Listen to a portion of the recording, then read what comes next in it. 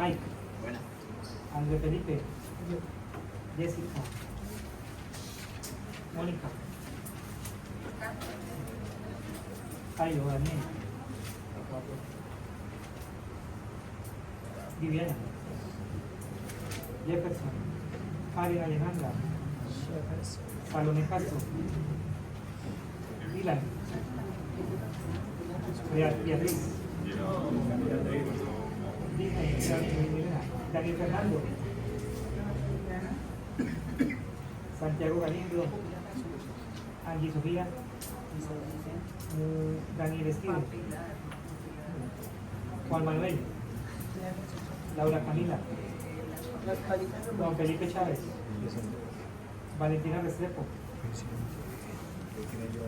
Manuela Giraldo, Joseph, Nicolás, Lucía, Evelyn y Janet. Bueno, muy bien. Estamos casi todos. ¿Eso está bien? Casi nunca pasa eso. ¿Dónde me quedan las cosas? Es una supervisión. Sí, yo lo abrí y no se puede ver. Me que ir aquí, que hay Una paz.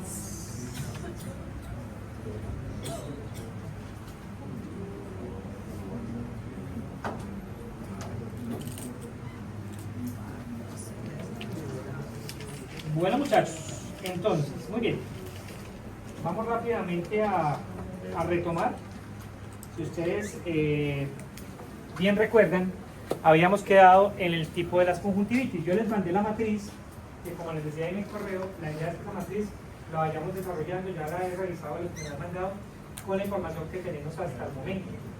Porque cada que veamos una patología o una conjuntivitis, la vamos a ir alimentando, porque la idea es que al final esa matriz, todo ese Excel, todo ese cuadro, nos quede, como yo les había dicho en alguna oportunidad, especie de vademécum, que recordemos ahí, la tengamos de fácil consulta, signos, síntomas y características de cada conjuntivitis, porque al principio casi todas se parecen, ¿cierto?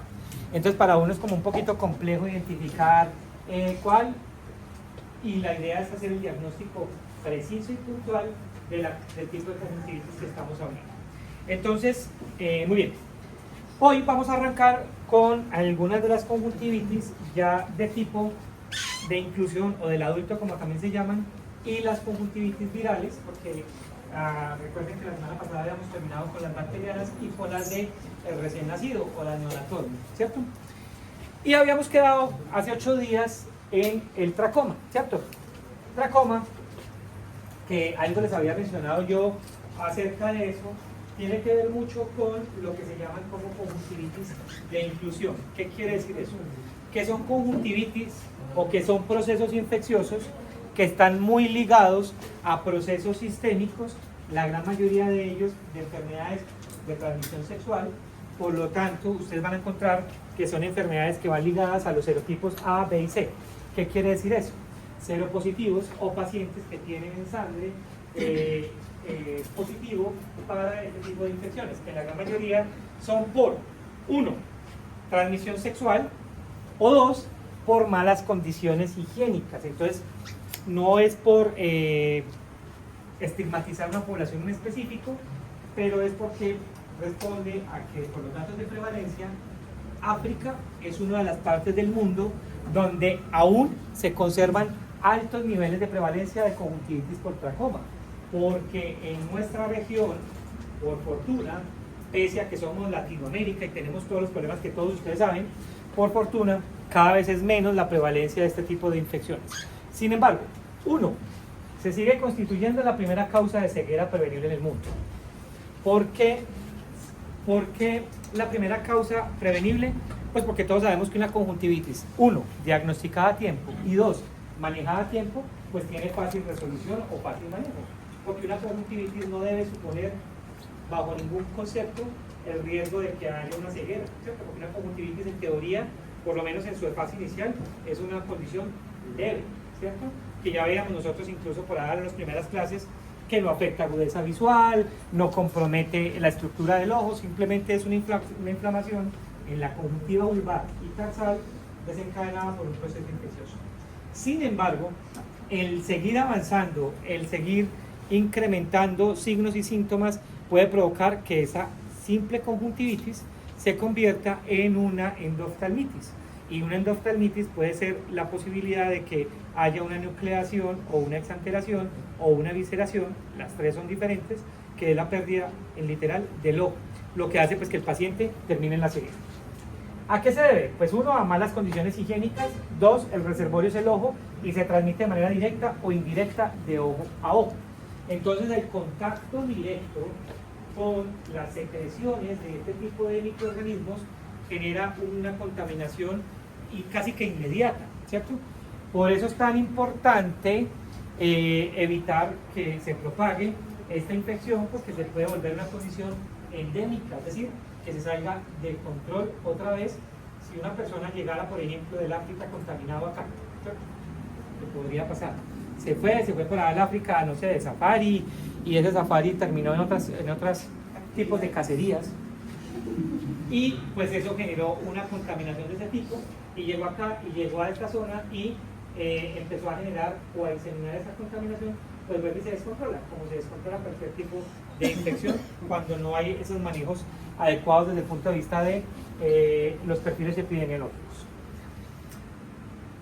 Esta parte inicial obviamente afecta más en el proceso de la infancia, pues porque todos sabemos que el sistema inmunológico en esa parte o en esa etapa de la vida no es tan bueno, y más si hay un compromiso de carácter sistémico o de infección sistémica, pues hace que sea mucho más difícil de controlar, lo que puede provocar una cicatrización progresiva. Nunca he entendido cómo pasa esta vaina. Pero la pasa y no le pasa. Ahí sí no hay.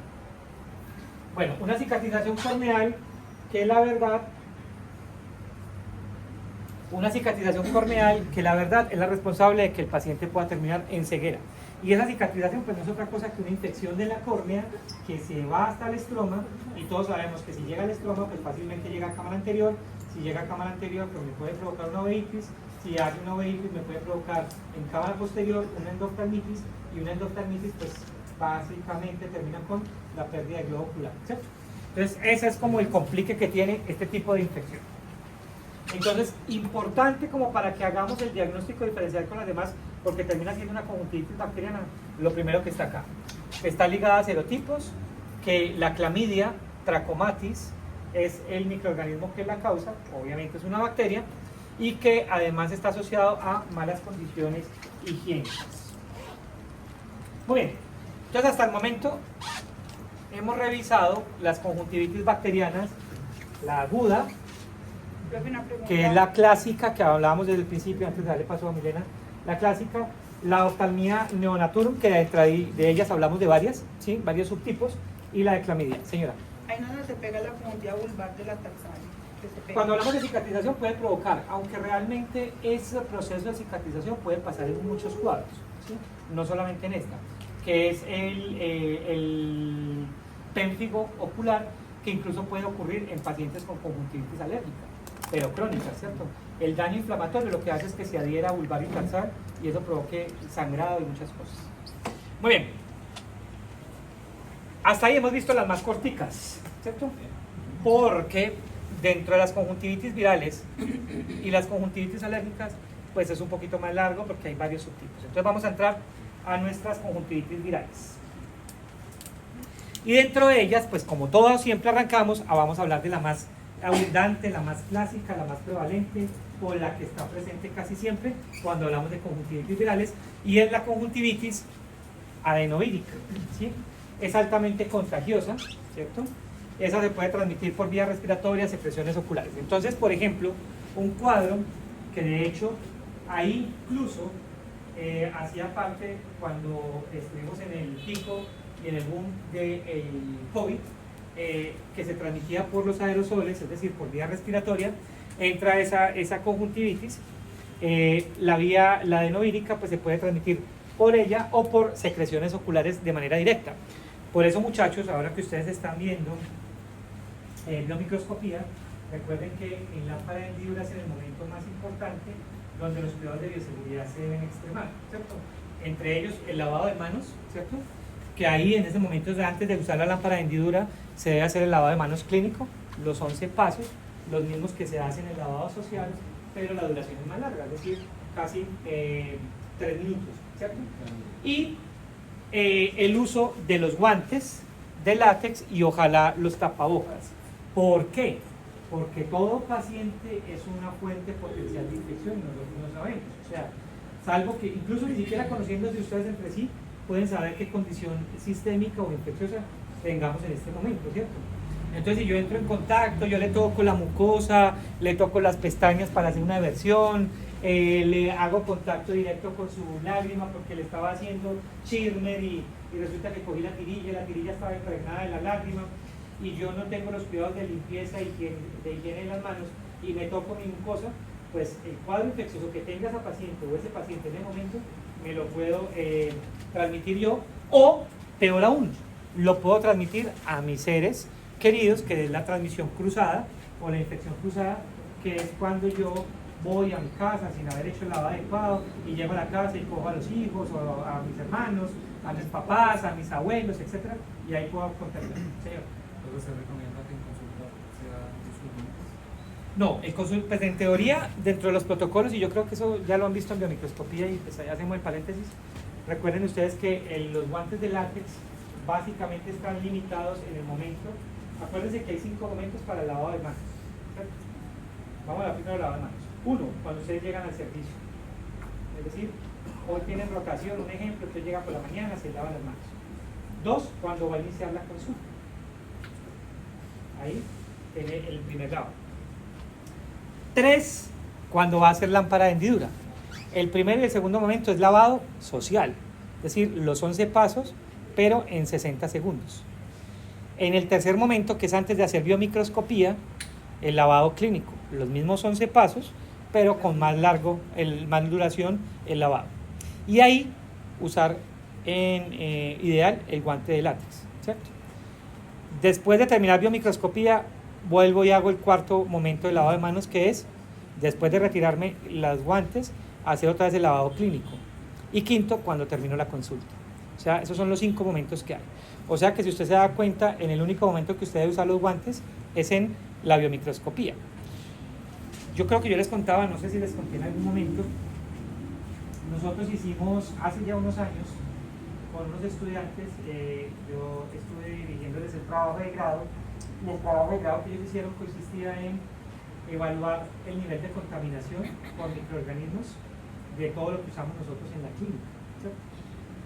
Y eso lo extendimos hasta profesionales, o sea, docentes, estudiantes y pacientes. Hicimos la evaluación, lo que hicimos fue, con la ayuda de un laboratorio clínico, tomamos muestras, hicimos las muestras y lo mandamos al laboratorio y tuvimos los resultados.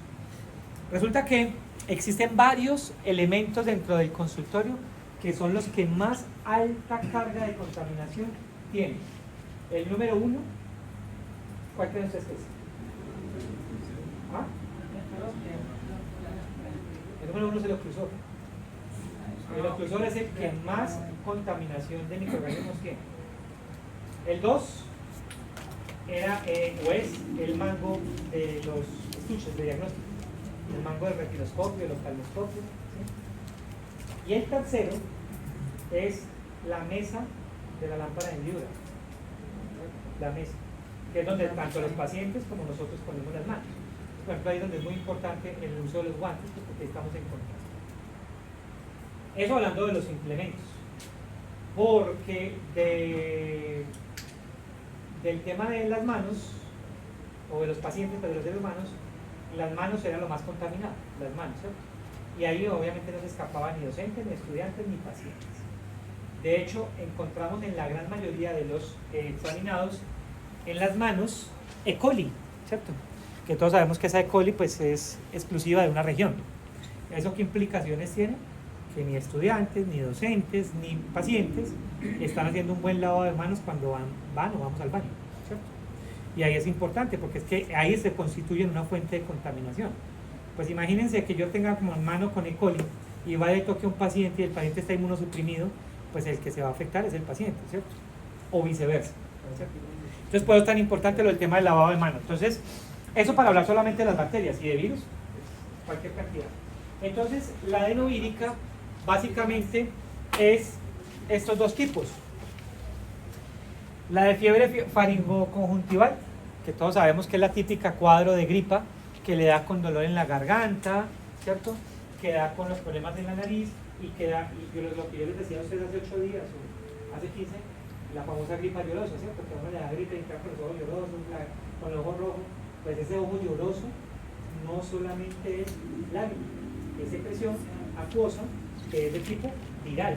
Acuérdense que no sé si lo habíamos hablado la semana pasada, pero creo que eso lo doy por hecho, pero vale la pena que lo recordemos aquí, que el primer punto o el primer ítem para el diagnóstico diferencial con respecto a las diferentes conjuntivitis, el primer punto por encima del ojo rojo, por encima de los signos y los síntomas, es el tipo de secreción.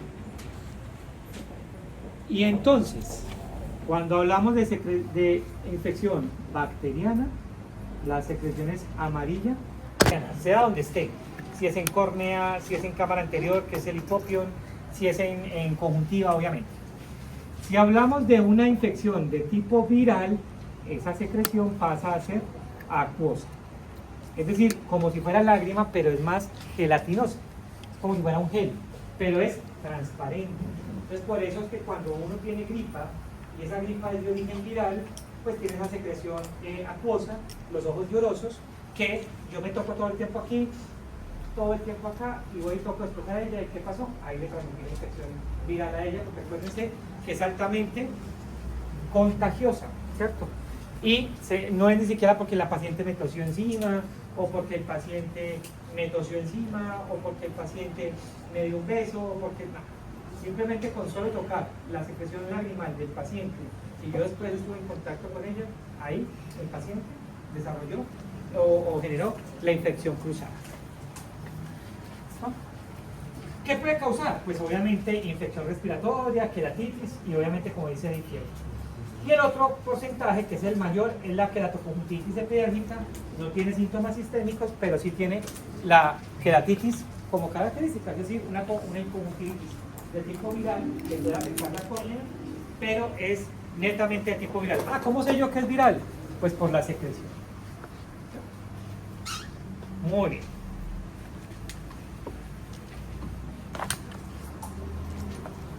Entonces, ¿qué características tiene ese tipo de infección adenovírica? Que es, vuelvo y les digo,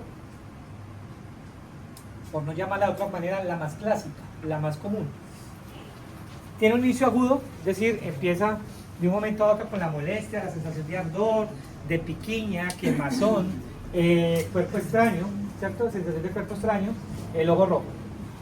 Inicialmente arranca molestando más un ojo que el otro, es decir, inicialmente es unilateral, pero ojo, todas las conjuntivitis terminan siendo bilaterales, porque no hay forma de que llegue un paciente a consulta con este ojo afectado y esté tranquilo, ¿cierto? Si estamos hablando de conjuntivitis, las conjuntivitis, pues obviamente, si es altamente contagiosa de paciente a paciente, pues imagínense cómo no va a ser contagiosa de ojo a ojo de ningún paciente. ¿Listo? Puede estar asociada, ojo, y aquí puede estar asociado, no siempre, porque no en todos los casos ocurre con linfoadenopatías preauriculares, que yo creo que ya se acuerdan de eso, ¿cierto? Las linfoadenopatías preauriculares era lo que yo les decía, los ganglios inflamados, ¿cierto? Que casi siempre que hay un cuadro viral, pues a uno se le inflaman los ganglios o las glándulas en los ganglios. ¿Cuáles? Pues cuando nosotros tenemos laringitis o amigdalitis, pues si usted le toca ahí se sienten incluso los ganglios inflamados. Pero el periauricular pues puede estar asociado a eso. Y esos cuadros en el cuerpo pueden durar de 7 a 14 días, siendo los 3 primeros días los más fuertes y los más severos, que era lo que yo les decía a ustedes también en una oportunidad, que el virus con respecto a las demás infecciones se caracteriza porque tiene una fase aguda que es muy corta, básicamente son como 3 días. Yo puedo seguir con el cuadro, sí, pero ya no con tantos síntomas ni tantos signos, y el paciente pues pareciera estar recuperado más rápidamente. Entonces, como les decía, pues básicamente es el típico ojo rojo, lloroso, y que a veces se confunde con incluso un cuadro alérgico. Señor. ¿Esta puede ser autolimitada? Sí, sí, claro. De hecho, como yo les decía, en 3 días el paciente puede estar sin ningún tipo de problema. ¿Cierto? Signos: acuosa, amarillenta, pero ojo, no se vayan a confundir porque el amarillento única y exclusivamente es de un cuadro bacteriano. ¿Por qué se contempla la secreción acuosa y entre comillas slash amarillento? Porque resulta que un paciente con un cuadro viral es un paciente que a todas luces es un paciente inmunosuprimido. O sea, si usted tiene en este momento un cuadro viral, cualquiera sea, pues es porque sus defensas están bajitas. Entonces, si están bajitas, pues muy fácilmente se puede sobreinfectar. Y una sobreinfección implica un cuadro bacteriano coexistiendo ahí en ese proceso. Hiperemia vulvar, y lo pongo ahí en mayúscula porque realmente sería el segundo punto a rescatar acá en los cuadros virales, y es la presencia de folículos. Y como ya habíamos visto en clases pasadas, todos sabemos que el folículo es el acúmulo de inmunoglobulinas que hace referencia a que el paciente tiene un cuadro viral activo, ¿cierto? Petequias son como pequeñas puntos o rompimiento de vasitos que se pueden ver en fondo de saco. Y la hiposfagmas, que ya sabemos qué es, ¿cierto? ¿Que esos son qué? La hemorragia subconjuntival, que puede obedecerse a qué? A que como hay esa vasodilatación producto de esa reacción inflamatoria, pues el paciente con el frote pues va a provocar el rompimiento. Muy bien, feliz. No, es que mejor dicho, está que está haciéndome ganar ya la peluqueada. Están confiando en él. ¿No la recomienda?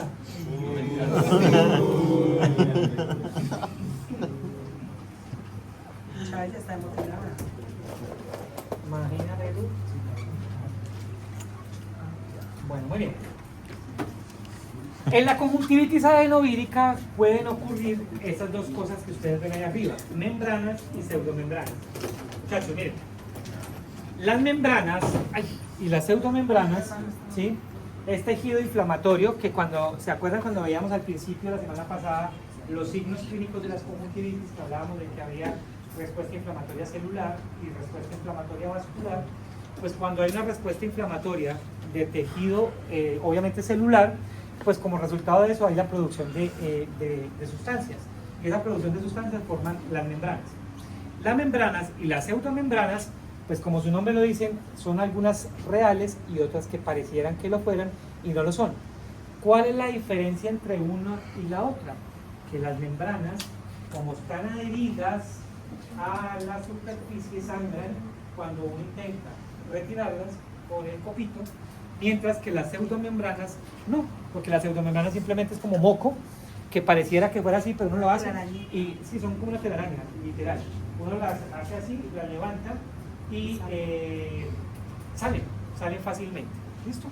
Entonces uno retira las pseudomembranas, ¿cierto? Sí, las pseudomembranas, que es básicamente como se ve acá, miren. Ustedes las ven acá y se ve como una especie de tejido que está por encima, blanquito, que cuando uno le hace el retiro, pues obviamente cuando son pseudomembranas retiran fácilmente. Cuando no, con el solo retirar de ahí, inmediatamente sangra. El paciente puede que ni siquiera se dé cuenta, pero uno ve la sangre viva y literal ahí en el copito, pues ya sabemos que estamos en un proceso de membranas como tal. Entonces, esa condición inflamatoria del tejido es el que da lugar a que haya esa cicatrización conjuntival que estábamos hablando ahorita, que puede provocar incluso que haya un simbléfano, que recuerden ustedes, simbléfano hace referencia a la adherencia de conjuntivas, ¿cierto? Puede ser un simbléfano de muchos orígenes. Yo puedo tener una quemadura por álcali, me cae cal al ojo, esa cicatrización me provocó que se apegara y eso me provoca un simbléfano. Yo puedo tener una conjuntivitis alérgica de vieja data, como pasa en el pénfigo ocular, que es una enfermedad autoinmune, genera esa adherencia que termina siendo un simbléfano. O puedo tener un proceso inflamatorio repetitivo a raíz del daño que se hizo o del cuadro clínico repetitivo que me provoca eso, para que termine generando una cicatrización de ese tipo, que pues obviamente termina con esa adherencia. Señor, Dylan. Profe, ¿qué es detritus? Bueno, detritus o dendritus, que básicamente es lo mismo, son esos residuos que salen de los desechos celulares que se adhieren a la superficie, ¿cierto? Que pueden ser de leucocitos, de tejido o de respuesta inflamatoria que provoca que se queden ahí y se adhieran a la conjuntiva formando estas membranas, ¿cierto? Muy bien. Digamos que los protocolos hablan de que en las dos es necesario retirarlas, ¿cierto? Pero como sabemos que unas sangran más que las otras, hay que tener especial cuidado, porque si van a intentar retirar la membrana, hay un sangrado muy excesivo, pues ahí hay que parar para evitar un daño mayor al paciente en términos del tejido, porque ese sangrado implica un daño del tejido, lo que se va a constituir en ¿qué? En una cicatrización. Y la cicatrización pues va a empeorar el cuadro que tiene el paciente. Si es una pseudomembrana, pues al retirarla voy a estar delimitando o eliminando la carga contagiosa o infecciosa que hay. Pues un segundito aquí. Señor.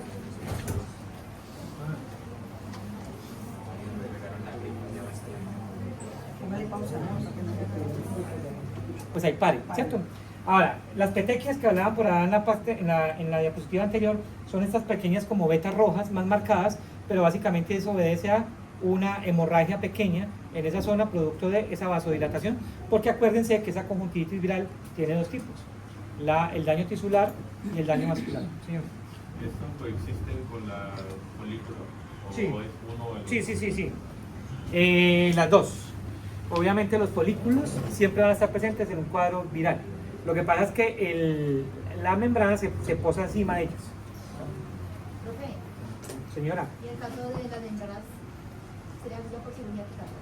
En algunos casos sí toca hacer el retiro por cirugía porque ellas favorecen principalmente a la adherencia. Profe, no está Estos se empiezan a adherir. Entonces ahí uno los manda. A veces, por ejemplo, he tenido casos, muy pocos, pero la verdad sí he tenido casos a lo largo de todo este tiempo en el que con el manejo que ahorita vamos a ver cuál es el manejo, que principalmente es lubricante y no más, porque no hay forma de que se maneje con antiviral y haya una respuesta. A veces con solo lubricado y frío mejora. Los pacientes cuando van disminuyendo van desapareciendo lentamente eso porque el tejido va disminuyendo, ¿cierto? Pero hay pacientes en los que pueden persistir y esa persistencia, lo que les decía, puede favorecer la cicatrización.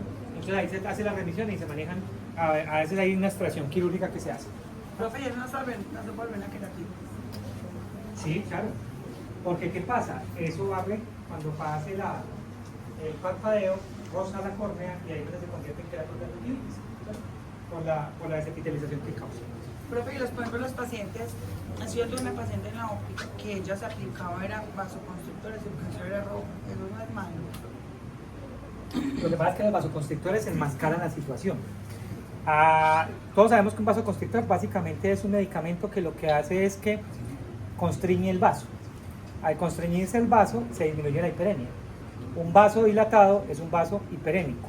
Entonces cuando yo utilizo un vasoconstrictor deja el ojo blanquito y eso enmascara cualquiera que sea la situación que me esté provocando el ojo rojo, sea una alergia, sea una inflamación, sea una infección. Entonces el paciente al verse el ojo blanco pues aparentemente siente que ya, pero el cuadro sigue ahí en curso. Y lo otro es que lamentablemente todos los pacientes que usan vasoconstrictor terminan abusando del vasoconstrictor. Y el abuso del vasoconstrictor genera algo que se llama efecto de rebote. Y el efecto de rebote es que el vaso ya queda dilatado de manera constante y frecuente, al punto de que queda como una vena varice, tal cual. Entonces eso ya toca hacer incluso manejo quirúrgico porque el vaso queda extremadamente, desde el punto de vista estético, feísimo allí. Acá hemos tenido pacientes con esas condiciones. ¿Qué pasa? Son pacientes que usan de pronto algunas sustancias psicoactivas que como resultado generan la vasodilatación. Pues para que en la casa no los vean, para que el trabajo no los vean, se aplican el vasoconstrictor, pero pues como el vasoconstrictor lo van a estar usando en la medida que usen la causa que le genera el ojo rojo, y como lo que les genera el ojo rojo es un uso constante y frecuente, pues el vasoconstrictor también es un uso constante y frecuente. Y eso termina el efecto de rebote que, como les digo, los vasos terminan feísimos. Toca hacer un manejo adecuado, a veces incluso ni siquiera con cirugía desaparece. Entonces, muchachos, no abusen ninguna de las dos cosas, ni de la sustancia ni del vasoconstrictor. Sí, se puede provocar glaucoma y puede provocar muchos otros daños. Porque eso es una neovascularización que termina generando ahí un estrechamiento del canal, dependiendo también de dónde se formen. Normalmente siempre se generan en los extremos, es decir, en la conjuntiva vulvar, pero a nivel externo, tanto en el canto externo como en el canto interno. Pero pues algunos pueden estar cerca del limbo, lo que puede provocar esas afectaciones. Muy bien.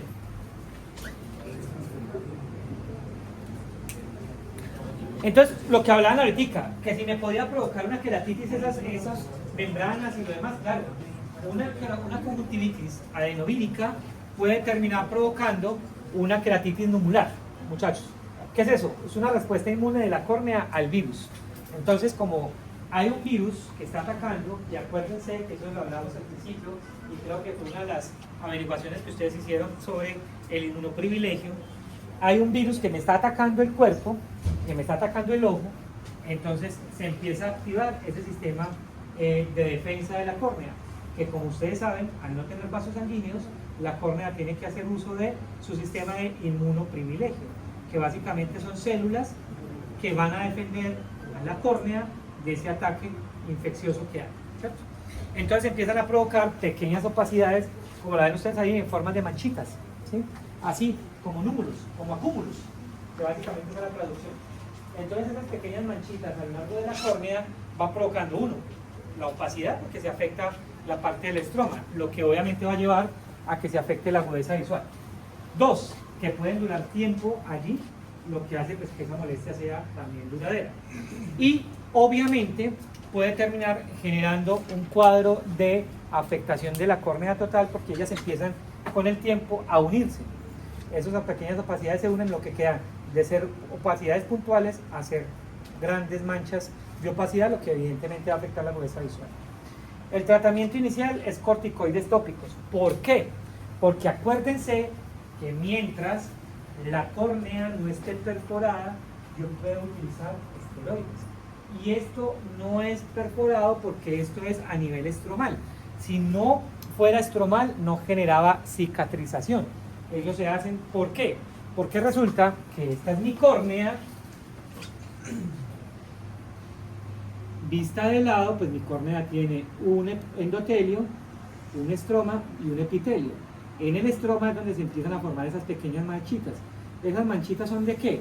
Pues que resulta que como hay un cuadro infeccioso general, los vasos ciliares llegan hacia el limbo, me sueltan los linfocitos T, los linfocitos B, que empiezan a entrar a través de qué? Del estroma y a generar ahí para defender esa córnea, esas características. A esto es lo que se le llama inmunoprivilegio, ¿cierto? Entonces, ¿esto qué va a pasar? Que me va a dejar, primero, esos infiltrados corneales, que son esos pequeños túneles horizontales, porque así son, ¿cierto? Y segundo, que me va a dejar esa mancha de esos númulos, provocando ese acúmulo de esos linfocitos T y esos linfocitos B. Como mi epitelio está sano, no está roto, no está perforado, yo le puedo poner a esto fluoresceína y van a ver ustedes que no tiñe, porque la superficie no está alterada, sino que es la parte interna. Entonces yo puedo utilizar un corticoide, ¿cierto? Que me va a ayudar a desinflamar el cuadro en general y me va a disminuir un poquito esa reacción autoinmune. Porque acuérdense que un esteroide, ¿qué es? Un inmunomodulador, es decir, inmunosupresor. Él me baja las defensas en la zona donde yo lo estoy aplicando. Entonces, si me baja las defensas, pues toda esa reacción que se está generando como respuesta a una infección también va a desaparecer, lo que va a hacer que el tejido vuelva otra vez a restablecerse o a regenerarse, ¿sí? Entonces así no va a haber riesgo de que la córnea se me perfore, pues porque acuérdense que no hay una úlcera. Ojo, queratitis no es sinónimo de úlcera corneal, son dos cosas diferentes. ¿Una queratitis puede tener úlcera? Sí. ¿Una úlcera puede estar acompañada de queratitis? Sí. ¿Qué es úlcera? Perforación. ¿Qué es queratitis? Inflamación de la córnea. Y una inflamación de la córnea no siempre está ulcerada, ¿cierto? Yo puedo tener la córnea así inflamada sin que haya una perforación, entonces ahí yo puedo utilizar esteroides. Los esteroides no son recomendables usarlos en cuadros virales, eso es cierto. Pero si la córnea en su epitelio, es decir, en su barrera, está íntegra, pues yo lo puedo utilizar sin ningún problema. Por eso es muy importante que las funciones vitales. ¿Cuál? La fluoresceína. Yo aplico fluoresceína y miro la respuesta. Si no hay ningún daño, pues ahí aplico el esteroide sin ningún problema. ¿Sí?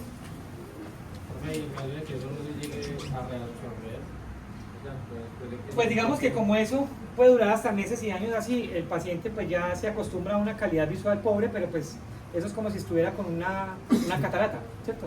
Uno puede convivir con una catarata, a menos de que la catarata pues sea hipermadura.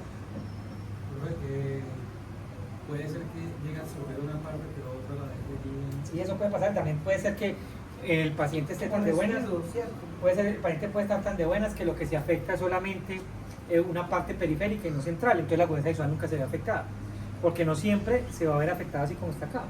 Puede tener númulos acá, o puede tener númulos acá, o puede ser arriba, puede ser abajo, cosa que la parte del eje central esté tranquilo, pero el paciente ni siquiera se da cuenta. ¿Dónde se da cuenta uno? En lámpara de hendidura. ¿Con qué? Con iluminación indirecta. Acuérdense que es iluminar y observar a un lado, porque a veces si yo pongo la luz directa no se ve, ¿cierto? Entonces hago una sección óptica o un paralelepípedo que me sea indirecto, es decir, ilumina un lado para que se vea al lado adyacente. Sí. Una pregunta, profe, mira, que es que yo tengo un amigo que se cambió el color de los ojos. Ujú. ¿Eso cómo lo hacen? Pues primero eso no está probado. Yo sí he visto que eso lo hacen Sí, pues, con sí. un cambio del pigmento, y eso hasta donde yo sé es una práctica que hace muchos años se empezó a hacer, y eso digamos lo intervinieron rápidamente porque es terriblemente dañino para el ojo, ¿cierto? Porque eso es muy parecido como en un tatuaje, es muy parecido. Se inyecta tinta en la parte del epitelio para que se vaya penetrando, porque acuérdense que el iris es pigmento, ¿sí? El iris básicamente es una fábrica de pigmento. Las criptas de Vogt, que son esos espacios que se quedan entre círculo o esfínter del iris, el músculo radial, esos huequitos que quedan ahí, se llaman criptas de Vogt, que es donde se produce el pigmento, para que el iris sea café, para que el iris sea verde, para que el iris sea azul, para que el iris sea gris. Entonces ahí en esa parte se inyecta eso, lo que hace que cambie toda la fisiología del iris, y eso afecta, termina generando iridociclitis, que es la inflamación del iris, y un daño, una atrofia del músculo del iris, lo que afecta el cotomotor, el consensual, etc. La verdad, eso lo... Eso en Estados Unidos hace poquito, hace un mes. Sí, yo no sé, pues... ¿Y cómo está él? Pues se dice que perfecto. Que sus Pues seguramente está ahora- perfecto, que súper... ¿Y si cambió los colores? Le quedan los ojos grises, hermosos, imagen natural. Profe, pero es que eso no es uno, pues pienso yo desde los conocimientos que tengo que no es la modificación del iris, es un pigmento que aumenta. Sí, claro, eso ahí se inyecta el iris. Lo que pasa es que, ¿cuál es el tema? Que como es una sustancia, esa sustancia va a provocar muchos cambios en la fisiología, ¿cierto? Como yo les decía, puede afectar desde que se inflame el tejido, porque finalmente termina siendo un tejido, hasta que se atrofien los músculos. En esa época, porque es que eso no es nuevo, No, en esa época que estuvo el boom, eso, la FDA incluso en Estados Unidos intervino en eso y evitó que ese proceso siguiera. No sé por qué ha vuelto ahora, pero pues es lo mismo que como los que intentaban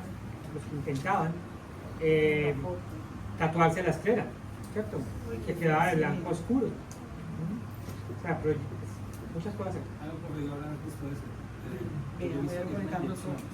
No, es el pigmento que lo colocan por debajo de la piel. Mire cómo le caen los ojos. Hay que esperar la... Le dice que lo único que siente es un poquitico de resequedad, tomate aplicando de goticas, pero él está feliz con los ojos. Bueno, Pero tiene más. Y no, me puedo poner plata, y una patata, eso vale 50 millones de pesos. bueno, no le queda la canción, no le queda. No más, sí, yo voy a comprar el cuerpo. Pero muy bien, No, pero le cambié bien, no. muchachos, ¿cuál es el tratamiento? Limpieza con suero fisiológico frío. ¿Por qué? Porque acuérdense que con esa limpieza, o sea, el frío, primero, ayuda con los síntomas. El frío da comodidad, da confort. El suero, al hacer una aplicación de suero a chorro, pues va a limpiar esas membranas o esas membranas que puedan haber en el paciente. Medidas de higiene para evitar el contagio, pues es clave, porque acuérdense que es altamente contagioso, entonces las manos bien limpias siempre, cada que va a manipular. Y yo puedo utilizar antiinflamatorios tipo AINES, pues porque siempre va a ser mejor utilizar AINES que utilizar esteroides cuando estamos hablando de cuadros virales, porque salvo pues que yo le haya hecho tinción y haya descartado que la córnea no está comprometida, lo mejor es utilizar un AINES, que ya después veremos de pronto un poquito acerca de eso. Y antivirales, existen dos tipos de antivirales, el aciclovir, que es un antiviral oftálmico que es muy útil principalmente para el herpes simple, ¿cierto? Y el valaciclovir, el ganciclovir, que es para el herpes zóster, ¿cierto? Pero pues el Virgan es aciclovir, oftálmico. ¿Cuál es el problema? Que no sé por qué, y no solamente en Colombia, en la gran mayoría de los países que yo he podido tener contacto, averiguado, o he estado como haciendo la búsqueda de la información, los antivirales oftálmicos son de difícil consecución, ¿cierto? Entonces, a veces, pues es muy difícil tener. Antibióticos. ¿Por qué el antibiótico ahí? Porque mira que el antibiótico, por su mecanismo de acción, en algunos casos funciona bien en el microorganismo, en este caso el virus. Sin embargo, pues acuérdense que hay que mencionar que en muchos casos, por no decir en la gran mayoría, coexisten infecciones virales con infecciones bacterianas. Entonces, el antibiótico como el Tobrax, ¿sí? El Tobrex o el Tobradex es un antiinflamatorio como la tobramicina más la dexametasona que ayudan para las dos cosas. Sin embargo, por eso está ahí entre interrogación, que no necesariamente es ideal. Y sí, me faltaba colocarle aquí como el asterisco, lo más indicado es lubricar. Entonces, mira, profe, pero pues tan sencillo, sí. Créanme, el manejo más sencillo para una conjuntivitis viral es lubricante, ¿sí? O sustituto lagrimal. Frío y ojalá a varias dosis al día, ¿cierto? Porque eso va a ayudar mucho a evitar, uno, las complicaciones, dos, a que las pseudomembranas o las membranas se adhieran, porque al estar lubricando todo el tiempo, pues voy a generar una película nueva o una superficie nueva que me va a ayudar mucho con no solo lubricar, sino proteger ¿qué? La córnea, ¿cierto? Y evitando esa queratitis nubular que estábamos hablando ahorita, porque en la medida en que yo baje esa carga infecciosa o disminuya las condiciones, voy a mejorar mucho.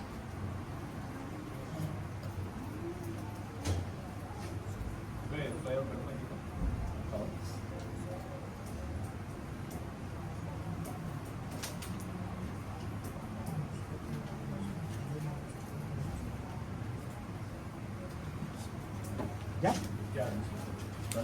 Bueno, muy bien. Entonces ya saben, la conjuntivitis adenovírica es la más común y hay mucha información de eso.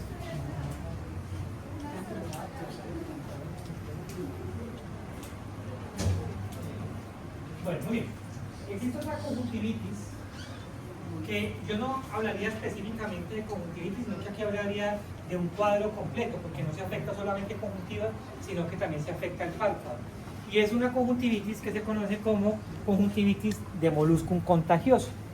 Primero, moluscum por la forma en que da esa forma como umbilicada, como si fuera un racimo de uvas, ¿sí? Y segundo, contagioso, porque pues evidentemente es contagiosa, es decir, se contagia tal cual como se contagia una enfermedad de carácter viral. Es muy común en pacientes como niños, por lo mismo que hablábamos ahora y hemos hablado tanto, el tema de inmunosupresión, en adolescentes, obviamente pues por su etapa hormonal y su etapa de cambios hormonales, y en pacientes con SIDA, pues porque hay un compromiso inmunológico de por medio, lo que hace que sean más vulnerables a que se presente. ¿Qué hay? Un pequeño nódulo pálido, como está aquí blanco, como de aspecto cerezo, umbilicado. Normalmente se da en el borde del párpado. Literalmente, algunos pacientes lo llaman como si fuera una verruga, ¿cierto? Lo que pasa es que la verruga tiene unos aspectos más oscuros, de color más oscuro. Y ese puede ser por otra condición, que es como el papiloma. Pero el molusco contagioso se ve así, blanquecino. Es decir, incluso más blanco que el color propio de la piel del paciente o que del párpado. Es obviamente una conjuntivitis folicular o un acúmulo, folicular, es decir, ahí se acumulan puros folículos en esa pequeña, llamémoslo que bola o lesión de folículos, que todos sabemos que los folículos, les repito nuevamente, que es acúmulos de linfocitos T y linfocitos B, que son productores de inmunoglobulinas. Entonces esto va a provocar obviamente que se forme esa condición aquí. ¿Qué puede llevar a presentar también? Queratitis epitelial, pero más por la misma conjuntivitis como tal. Entonces, pues yo les decía que yo no lo hablaría solo como conjuntivitis, sino como un cuadro completo. Porque si ustedes se dan cuenta, donde hay mayor afectación, ni siquiera es en la conjuntiva, sino en el párpado, ¿cierto? Que se va acumulando esa condición ahí. El tratamiento, pues no hay otro que retirarlo de manera quirúrgica por la incisión, ¿sí? La incisión, que es como un corte que se hace allí, pues porque, primero, puede ser fuente de nuevas infecciones por contacto incluso. Un paciente con esas características se toca el contenido que eso expulsa, eso es sebáceo, grasoso, y toca a otro paciente, ahí lo está contagiando. Y dos, porque estéticamente pues, no es bonito, ¿cierto? Pareciera aquí entrar, no, eso es como un orzuelo. Recuerden que el orzuelo tiene otras características, ya lo habíamos visto, hay dolor, hay orificio de salida, está enrojecido, etcétera, etcétera. Acá no duele, acá no molesta. Sí, lo único que es que a diferencia de la verruga clásica que nosotros conocemos, esta es blanca, ¿sí? Independiente, puede ser el paciente de tez oscura, ¿sí? Y aún así se ve blanco. Porque es grande. Una Pero eso no solamente... ¿Ah? Sí. Pero a veces siempre el más marcado es uno grande que se nota, porque los son pequeñitos. Pero no solamente le da a pacientes con No. Pero por eso que es contagioso, sino que es más predisponente en niños, pues por el tema inmunológico. Sí, porque si usted también, ahí no aparece solamente SIDA, sino niños, adolescentes o pacientes con SIDA, pues porque la condición sistémica lo predispone. Bueno, otra conjuntivitis común también, yo podría decir, pero pues no tanto como la adenovírica, que sí se transmite a veces hasta por solo el ambiente, el aire, es la conjuntivitis por herpes simple, que también se conoce como herpes 1, ¿sí? Porque básicamente desde el punto de vista oftálmico nosotros siempre vamos a manejar dos tipos de herpes, el 1 o el simple y el 2 o zóster, ¿cierto? Este 1 es una primoinfección, es decir, es como tal vez las primeras conjuntivitis que nos dan a nosotros, porque evidentemente al no tener un cuadro inmunológico fuerte, por eso los niños se puede llegar a presentar, jóvenes por inoculación directa, es decir, por contacto, y en pacientes ya adultos con compromiso sistémico, serología sistémica para herpes. Acuérdense que el herpes también puede ser una enfermedad de transmisión sexual, ¿cierto? Eso puede generar que el paciente vaya a desarrollar esas condiciones. ¿Qué provoca? Vesículas, entiéndase como vesícula, lo mismo que veíamos ahí en el molusco contagioso, pero más pequeñas. Yo creo que aquí hay una foto, ahorita la vemos. En el párpado con edema perilesional, es decir, alrededor de donde está esa vesícula está levemente enrojecido, ¿sí? Puede provocar costras y úlceras, mejor dicho, para que me entiendan mejor, es lo mismo que ocurre cuando le da el herpes labial, ¿cierto? Creo que ustedes han visto a algún paciente cuando le da el famoso fuego, ¿cierto? Que es ese contacto se le bajó las defensas y se le activó el herpes labial porque en algún momento estuvo en contacto con ese herpes. Entonces, ¿qué va a generar? Pues al final unas costras, que son las mismas que genera el herpes el simple cuando va en la boca, cuando se está secando, ¿sí? Cuando ya va a desaparecer. Conjuntivitis folicular asociada, lo mismo.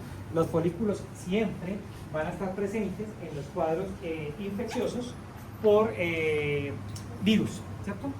Adenopatía preauricular dolorosa, pues claro, pues si un paciente tiene un cuadro activo, ya sea por esas causas que estamos viendo de arriba, pues en la parte de atrás va a estar el adenoma allí, que si se toca incluso duele. La inmunocompetencia, entonces el paciente, si está con supresión inmunológica, pues obviamente va a tener primero que sea repetitivo y segundo que sea más duradero, porque acuérdense que si así yo les decía, los cuadros normalmente duran poquito tiempo. Y un paciente con una baja de defensas o con una condición inmunosuprimida le puede durar hasta 3 semanas. Como es una primoinfección, es decir, como es la primera vez, es una infección que es inicial, es una infección que está en contacto, rara vez afecta a la córnea, ¿sí? Pero el virus del herpes simple es una infección que se conoce como infecciones latentes, es decir, quedan en el cuerpo. Ahí, lo mismo pasa con el herpes. Si usted se contagia con herpes simple, es decir, el herpes labial, por algún momento se contagió, a usted se le bajan las defensas, inmediatamente ahí mismo le sale el cuerpo. ¿Y qué dice la paciente? Ah, seguro me dio fiebre. Claro, le dio fiebre era porque tenía un cuadro infeccioso. Después se cura y vuelve y se le bajan las defensas y vuelve y le salió, ¿cierto? Porque el virus queda ahí, latente, queda ahí como allá atento a atacar. ¿Cuándo ataca? Cuando se le bajan las defensas. Ah, que están en un cuadro, están en parciales y en parciales le bajan las defensas. Normalmente Las cóstricas y úlceras, ¿en qué parte del párpado están? O sea, ¿en la parte nasal, temporal? No, eso puede dar, dependiendo de donde se le afecte, pero puede dar en cualquier... Normalmente afecta es el borde marginal del párpado, ¿cierto? Tanto superior como inferior. Suele ser mucho más común en los extremos que en el centro, ¿cierto? Como en el anterior que vimos que puede ser en cualquier parte del párpado, aquí puede ser en los extremos. Porque es donde más hay contacto con las manos, ¿cierto? Acuérdense que esto es una infección que se lleva allí. Pero puede ser en cualquier parte. Y esas costras es en la fase final ya de ese proceso inflamatorio, es decir, en la fase cicatrizal, que es lo mismo que ocurre acá. Porque cuando el herpes está activo es rojo, ¿cierto? Por eso aparece aquí con edema perilesional, es decir, se va enrojecido y inflamado. Ya cuando ya está cicatrizando y ya está sanando, es que empiezan esas costras. Ah, bueno, aquí está. Entonces puede ser tanto en el párpado superior como en el párpado inferior y básicamente más en la región del borde marginal del párpado o en la parte trasera. Mire que este incluso se va hacia arriba, ¿sí? Pero eso depende de la lesión. Cada paciente es características diferentes. Entonces, si ustedes ven un herpes labial, es así, tal cual, ¿cierto? Lo que pasa es que es en el párpado. Tratamiento, ahí sí toca el mismo aciclovir que ustedes usan para la boca, el aciclovir, que es blanquito, esa técnica, ahí mismo se puede aplicar eso. Porque este no es dentro del ojo, ¿sí? Este es más de carácter tópico.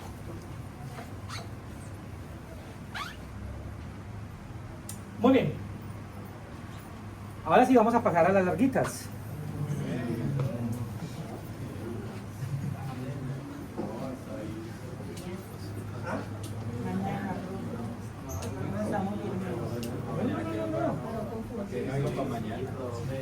No, tema lo que hay. Tenemos a lo largo de más o menos unas, mal contadas, 600, 650 diapositivas. yo afán no tengo.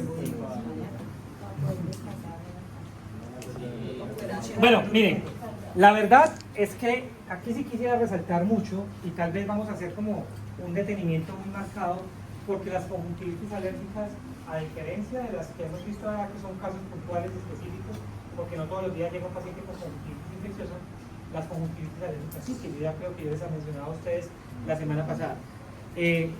La conjuntivitis alérgica hoy por hoy es el pan diario en consulta. Yo no sé si yo les comentaba, pero nosotros tenemos una condición hoy por hoy y es que es muy difícil encontrar pacientes con la superficie sana. Es muy complicado. Y ya hemos evaluado niños, hemos evaluado adultos. Cuando hablo de la superficie, es la superficie ocular, ¿no? Sana. Es decir, que yo diga, que yo voy a evaluar aquí y el OPI está bien, el BUT está bien, el Chipner está bien, la conjuntiva vulvar está bien, la conjuntiva tarsal está bien, el menisco lagrimal está bien, el borde palpebral está bien, las glándulas. O sea, encontrar todo eso sanito. ¿Por qué? Porque acuérdense que ahí entran en juego ¿qué? Los estilos de vida, ¿cierto? La alimentación, el uso de pantallas, el uso de aires acondicionados, el uso de ventiladores, el uso de maquillajes, el uso de desmaquilladores, el uso de pestañas postizas, terrible. ¿Ah? El pegante para eso,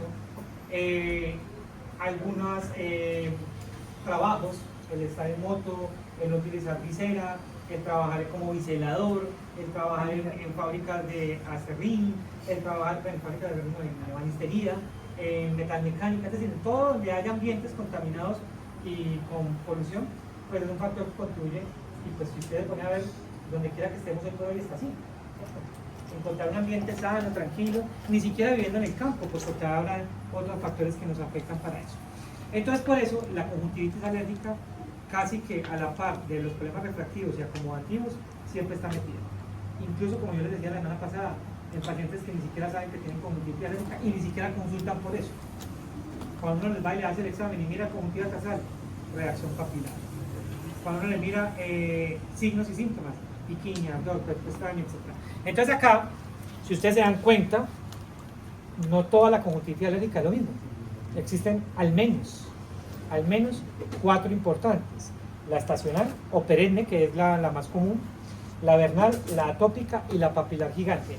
Entonces, en ese orden de ideas, pues nosotros tenemos que hacer un diagnóstico diferencial, aunque hay unas cosas que nos ayudan a determinar, unos factores que nos ayudan a determinar que algunas es más poco probable que se presenten en nuestra región y otras sí son mucho más comunes. Por ejemplo, si hablamos de una que solamente se da por el tema del polen, por el cambio de las estaciones, pues seguramente no va a ser nuestro caso, ¿sí? Porque no tenemos estaciones, aunque aparentemente aquí no va a tener que caiga nieve, porque las 4 estaciones Unas granizadas que están y en el mismo cayendo día, ya. y en el mismo día, ¿cierto? Unas granizadas que Porque a están veces tenemos calor, frío, verano, o sea, no han dicho otoño, verano, invierno, el mismo día. Una pregunta, ¿será que en realidad es muchísimo más común que las personas tengan rinitis o sufran plátanos? Sí, no, es que la rinitis es un cuadro que puede ser muy común en la mayoría, aunque acuérdense que pues no vamos a ver eso, pero eso aplica lo mismo para la conjuntivitis. Hay factores predisponentes desde el punto de vista anatómico, fisiológico y autoinmune, ¿cierto? Porque las alergias son una reacción autoinmune. Y que con eso termino, hay de 4 tipos, ¿cierto? 1, 2, 3 y 4. 1, hipersensibilidad tipo 1. Entro con el contacto con el alergeno, inmediatamente desarrollo signos y síntomas. Es que yo soy alérgico al maní, y me comí el maní, ahí mismo me inflamo, casi que me da el shock anafiláctico. La 2 y la 3 pues son reacciones que son un poco más específicas, y la 4, hablando de las 4, pues la más común, o las más comunes son la tipo 1 y la tipo 4, la 4 es la reacción tardía, que hace unos síntomas y signos hasta 72 horas después de haber estado en contacto con el alergeno. Entonces usted puede estar en contacto con algo y le desarrolló la alergia, al par de los 4 días usted no sabe qué fue. Por eso es que es tan difícil identificar cuál es la causa de la alergia, que sería lo mejor para el tratamiento. Pero por eso ninguna alergia, y creo que con eso les adelanto y ahí pues para que dejemos hoy, ninguna alergia se cura, ninguna. Todas se controlan, ¿cierto? Porque encontrar la cura sería encontrar la causa, y la causa a veces es muy variada. Porque hay pacientes que son alérgicos a una condición específica que están presentes en todo. Entonces, si es así, no podrían ni siquiera alimentarse porque en el alimento está todo eso. Una vez, el caso más raro que yo he podido conocer es un paciente que aquí lo vimos en la universidad y que después por la historia clínica la fuimos siguiendo, nos dimos cuenta que la alergia de él era a la cucaracha. Pero después de muchos estudios con alergólogo, de chuzarlo en la mano y hacerle poco de pruebas, o sea que cada que él estaba en contacto por donde hubo o pasó una cucaracha, pues él desarrollaba alergia. ¿Ah?